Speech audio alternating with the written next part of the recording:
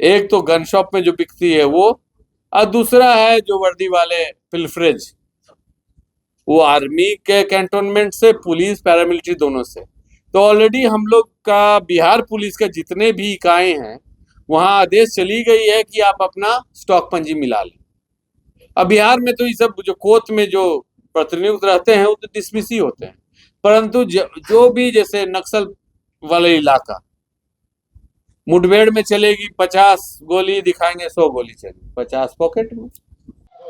देखिए, पुलिस मुख्यालय अब अलर्ट हो गई है और क्यों हुई है जब हम आपको बताते हैं। देखिए, जिस तरीके से बिहार में हर्ष फायरिंग, पिस्टल लहराना, दिन दहाड़े गोलीबारी करना, अवैध से लाइसेंस धारकों पर भी कार्रवाई हो सकती है। जो लाइसेंस जिस तरीके से लेकर चलते हैं, गोलियों का आंकड़ा जो होता है उसका एक पोर्टल बनाया जाएगा, उस पर अपलोड किया जाएगा।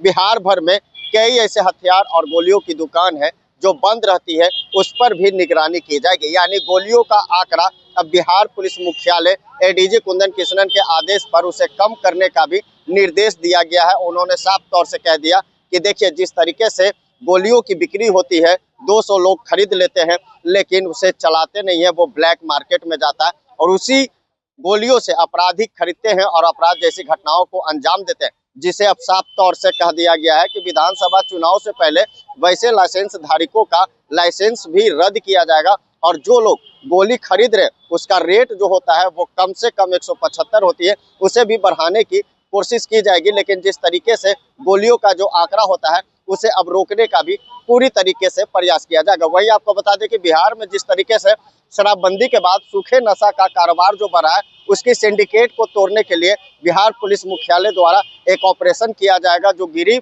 मंत्रालय द्वारा इसकी मंजूरी दी जाएगी। बिहार सरकार इस पर अब तैयारी शुरू कर दी है। वहीं नीतीश कुमार के फैसले पर कुंदन कृष्णन ने साफ तौर से कहा कि अब देखिए, जिस तरीके से जो प्लानिंग है, मोतिहारी और बक्सर में इसका सिंडिकेट सबसे ज्यादा देखने को मिलता है और नेपाल बॉर्डर से होते हुए जो आता है वो पूरी सिंडिकेट को तोड़ा जाएगा। यानी युवाओं में सूखा नशा का जो कारोबार है और जो आपराधिक घटनाओं को अंजाम देते हैं, उस पर पुलिस मुख्यालय अब पूरी तरह सतर्क है और इस पर रोकथाम करने के लिए अब कहीं ना कहीं एक नया प्लान बनाया जा रहा है। क्या कुछ कर रहे हैं एडीजी कुंदन कृष्णन, जरा वो सुनिए।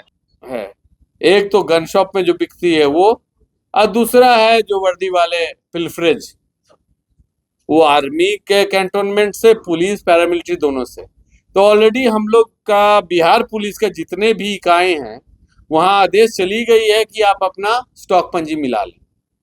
अब बिहार में तो ये सब जो कोर्ट में जो प्रतिनियुक्त रहते हैं वो तो डिसमिस ही होते हैं, परंतु जो भी जैसे नक्सल वाले इलाका, मुठभेड़ में चलेगी 50 गोली, दिखाएंगे 100 गोली चलेगी, 50 पॉकेट में।